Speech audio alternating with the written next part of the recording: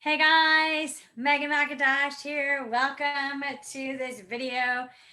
How's everybody doing today? How's everyone's week going so far? I hope it's good. It's nice and windy outside. Feels like it's going to rain, but so far so good. Today I'm going to talk about sales and I'm going to talk about how to create a process that helps you close more sales. So, if you want to talk about and learn about sales, this is the day. This is the live stream. This is the Instagram TV. I'm live streaming right now in the Inspired Entrepreneurs group, and I'm on IGTV. So wherever you see me, here I am. Can't wait to talk about sales. Sales is my jam. So if you are looking to figure out, okay, I want to close more sales, I want to make more money, I want to get more coaching clients, I need more clients overall. How do I do that? And a lot of it has to do with sales. And the thing that I notice with people when they come to me, when they coach with me, we usually talk about marketing and sales. And one thing I notice is that a lot of people don't have a sales process nailed down.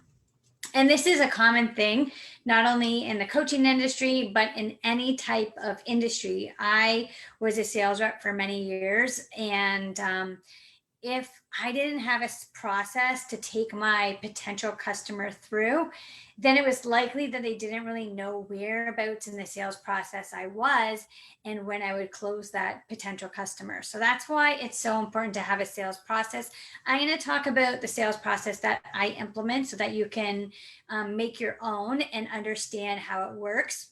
Because if you don't have a sales process, you may have problems closing people because you're just not sure whereabouts in the sales process they are stalling, where that potential client is having problems and why they aren't, buying from you. All right, so I have some notes and I'm going to read some off. So, first off, what is a sales process? It's really a set of repeatable steps that you take a prospective buyer through from all the way from the beginning when they're first aware of you. Maybe they're first aware of your product or service, or they're just aware of you in general and what you're selling. So, it's what you take your prospective buyer or prospect through from literally the beginning stage all the way to the close. So it's really those steps in between that make up the sales process. So it's super easy to make up your sales process and understand, but usually it's 5 to 7 steps. So however many steps you want to make it, I tend to say keep it short so that you know what area of the sales process they're in, and really think about how do you tend to generate leads and how do they go through your pipeline, right? That's another way to talk about sales process, is really the pipeline. So I'm going to explain my steps, and I actually have a PDF and video that explains this. I will drop a link in so that you can get the free video as well as the PDF. It's basically a sell and influence sales process that I've created, and it talks about each step more in detail. So first off, what are 5 to 7 steps? Okay, here are the steps that I like to teach my clients to do in their own sales process. Now, obviously, you can change it up. It's slightly different with online selling. However, the idea is it really is the same, actually. I mean, you do have slightly different names. And if you Google sales process, you'll find a lot of them online. But overall, they generally take the same process. They usually use the same words, but slightly change the words a bit. Okay. So, for instance, step 1 in my sales process is prepare. So, you might see it preparation or organize before you sell, that kind of thing. So, I always think about the first part of your sales process is really understanding who are you selling to and knowing the intricacies of that. So you want to prepare, you want to know who the heck am I selling to, right? And what are the elements and scripts and tools that I need to prepare so that I can help myself make this sale, right? So I always like to have the preparation stage in there at the top of the sales process. Number 2 is attract. So that's what you're doing oftentimes on social media. You are attracting people to you. Now, this could be done in direct marketing where you are reaching out to people and you're interacting with people and you're building relationships with the selling, or it could be through indirect marketing, which is more things where you're not 100% sure how someone's going to find you, but you're doing marketing that is attracting people to you, right? An Instagram post or a Facebook post or a YouTube video or something like this, right?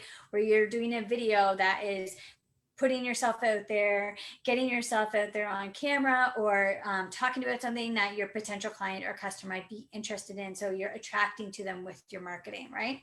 So you've got the prepare, attract, the next is qualify. So now, I like to think about either the potential client is going to qualify themselves, or you're going to qualify them. So what do I mean by that?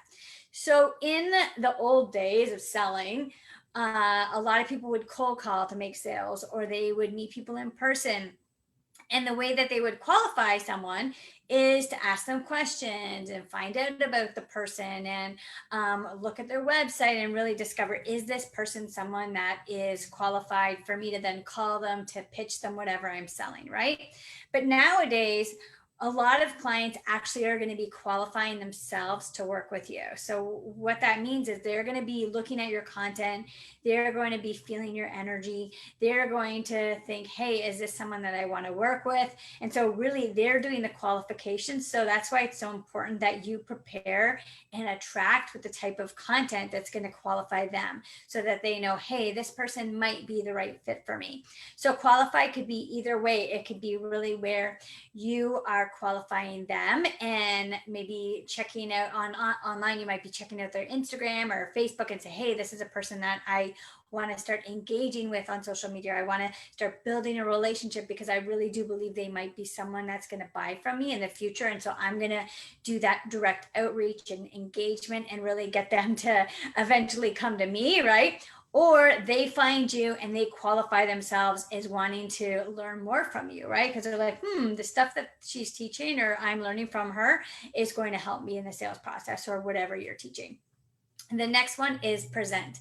So what is present? So in the olden days of sales, presenting would be that step of putting out a presentation, right? So we still do this oftentimes with webinars. So if you're ever doing, I always think of presenting in the olden days is of, you go into a boardroom and you do a pitch. That's how I used to do it. I used to sell software and I would bring my laptop with me, go to a boardroom, and all the people would come around in the meeting room and I would have a projector up and then I would present, right? And I'd be like, hey, tell me about you. What are your problems? What are you looking at? And then I would, present what I would hope would be a solution through my presentation that I'd done in PowerPoint, or usually I just have an example. So when I was selling software, I would present by showcasing the software and I would actually ask them their specific problems and what they're going through in terms of their project management, because it was usually project management and presentation software.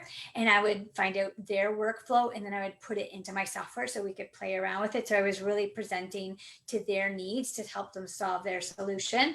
I was also selling at another point advertising space for a magazine. So my presentation would be slightly different, where I would present in a way that I would talk about who the magazine's going to or the sponsorship was going to and how that would benefit them. Now online, presenting, you want to just think of it, how are you presenting yourself out there and how are you getting information across? So that could be through a webinar, it could be through a masterclass, it could be through a 5-day or 3-day challenge, right? So I want you to think about the presentation part is really you're getting people to you and then you're presenting them your information. And it could just be a simple one video, right? Oftentimes when you see people launch online, they launch with an event, right? They present this big event, right? And like I said, it could be a masterclass or live stream series or a webinar. However, someone might literally just buy from you from one video. They don't have to go through your whole launch of seeing your 5 videos.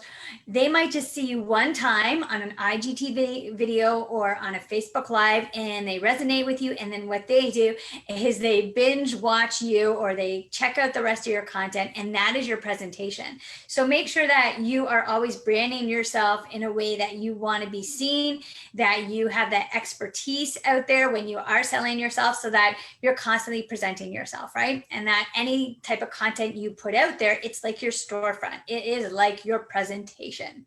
All right. The next one is follow-up. So follow-up is 2 ways. In the old sales way, it would be, following up by phone, following up by email, doing an in-person meeting, that kind of thing, right? Online, there's so many different ways to follow up. But I do suggest you continue to follow up just like you would if you were in a sales career. So following up online could be engaging on someone's post. It could be sending an email.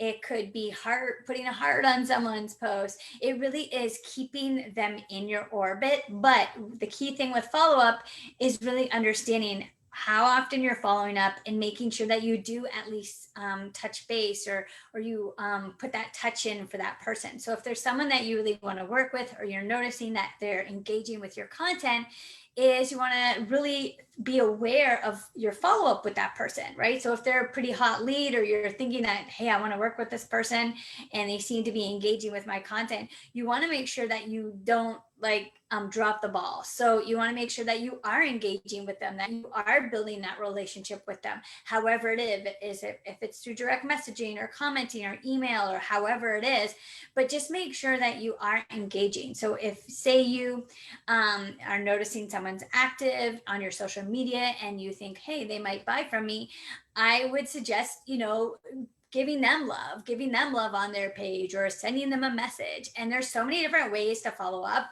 but it is just a matter of, I like to keep track of my follow-ups. I like to keep track of who is in my orbit on social media. And I think that's something that a lot of people don't think about too much. And I think it's one of the most almost like stealth things you could do, is to constantly think about follow-up and constantly think about the idea of there's the 7 to 12 touches, right?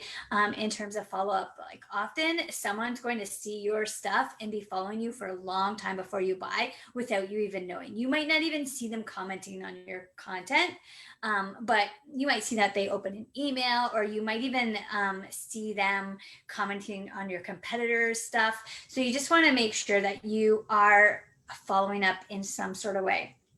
All right, the next step of the process that I have created is close. So that's like when you're closing that sale, when you're closing that, you've got the sale, you've got the money. That's what it's called in sales terms. Now, I think it like, I like to say open a relationship, but really, it's like in a sales process, it's the word is close. Okay, and then I've added a step to my sales process, and I'm going to tell you guys the sales process all over again, and as well, I'll give you a link of where you can find this and a video in detail.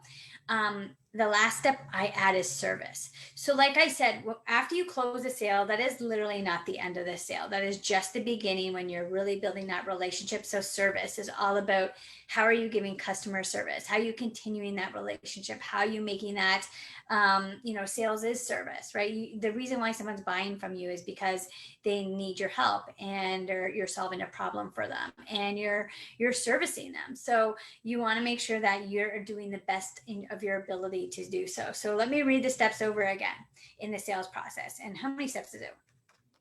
7. Okay. So 5 to 7 steps in a sales process. This is mine. All right. You've got prepare, you've got attract, you've got present, follow up, close, and service. Actually, 1, 2, 3, 4, 5. Wait, 1, 2, 3, 4, 5, 6, 7. Did I skip one? Let me just reread them. Prepare, attract, qualify, present, follow up, close, service. Okay, that's 7. I don't know what one I was missing before, but there you go. All right, so I just want to say a couple more points here. Is why do we want a sales process? Like, okay, Megan, I get it. I've read this before, but I just like to go by the seat of my pants. I don't need to keep track of my engagements or keep track of my follow-ups. If you look at data in any type of sales career, any types of sales career data, you will find that this type, knowing your sales process is going to help you forecast it. That's essentially what it's for. Helps you forecast and understand your revenue. When I was a sales manager and when I was a sales rep, I always needed to know, okay, what can I potentially receive next month or this month? What do I forecast in terms of sales, right? And by knowing how long it takes a lead to, or a prospective customer or client to go through your sales process is going to help you know, okay, if I put this many people through this sales process, I know that it takes me usually this long to close a sale. And this is how often they go into each area of the sales process. And I'm going to know, hey, this is what I'm going to be able to make in terms of the money at the end of the month. And so I think it's something that it's really important to know these elements in your business, because if you don't, it's going to be hard for you to forecast, because it is a numbers game. Sales is a numbers game.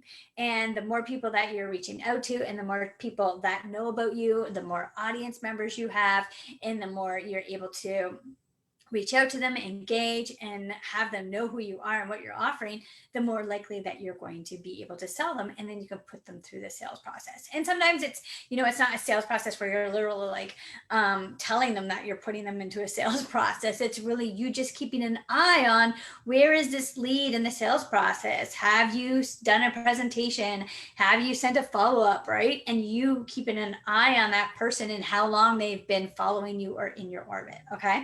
So what are hard parts to the sales process? I think this is important to note for you if you're someone that's selling and you're wondering why certain leads fall through the cracks, or find out why there's certain leads that are stalling in the sales process. Like you might say, why do I keep having this lead in the qualify area? Or why am I having a hard time attracting leads? Okay. So the hardest part for sales is really prospecting. That's a really tough one for people. They have a hard time prospecting, reaching out to new people and getting new people into their world, their social media world, and any type of selling. So prospecting is something that I work on a lot of clients with, so that they get good with that skill. Another one is follow-up. Follow-up is really hard for people. And the reason why is they don't want to feel like they're bugging people, or that, they're saying the wrong thing, or any of those reasons, right? And so follow-up is like literally one of the game changers, that if you learn to follow up, you're going to really close a lot more sales. But so many people are afraid and hesitant to follow up. So I really help people with the follow-up part, because I love follow-up. I think it's important, and I think you can do it in a fun way where you're not annoying people. And another one that's hard is qualify, right? A lot of people come to me and say, I have someone that just got on a discovery call, but I'm getting all these tire kickers or people that aren't good leads and they don't want to spend money. So it really is important to understand who you're talking to. Do they have a budget? Is it the right timing for them? And how do you really qualify people? How do you know before they get on a call with you if they're more likely to buy or not, right? And yes, you can overcome objections when you get on the phone with people, but oftentimes it does have to do with the qualification stage and really understanding who that person is and their needs and whether you can help them. Okay, let me just look at notes here.